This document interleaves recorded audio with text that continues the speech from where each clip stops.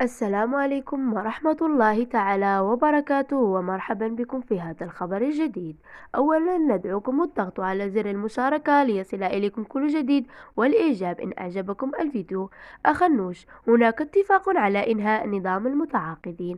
قال رئيس الحكومة عزيز أخنوش في تصريح عقب التوقيع على محضر الاتفاق الذي يتم بموجبه إرساء نظام أساسي موحد يسري على كافة موظفي قطاع التعليم.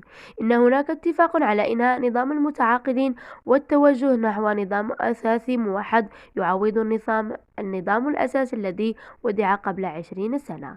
يعني النظام الأساسي الموحد جميع الموظفين الوزارة بمن فيهم أطر أكاديميات، حيث ستطبق عليهم نفس القوانين، وستكون لديهم نفس الحقوق والواجبات ونفس المسارات المهنية، بالإضافة إلى حذف كل النظام الأسسي التي كانت مختصة لفئات أطر الأكاديميات، حسب ما أوضحه شكيب بن موسى وزير التربية الوطنية والتعليم الأولي والرياضة عقب التوقيع على محضر الاتفاق يوم السبت 14 من يناير. وقال السيد بن موسى في تصريح للصحافة عقب توقيع محضر الاتفاق الذي يتم بموجبه إرساء نظام أساسي موحد يسري على كافة موظفي القطاع، يمكن اعتبار هذا الاتفاق منعطفا في إطار تنزيل خارطة الطريق والوصول إلى الأهداف التي حددتها، وكذا تحسين جودة التعليم سواء من ناحية التمكن من التعلمات أو جانب متعلق بالتقليص الهدر المدرسي، وكذا تكريس التفكير.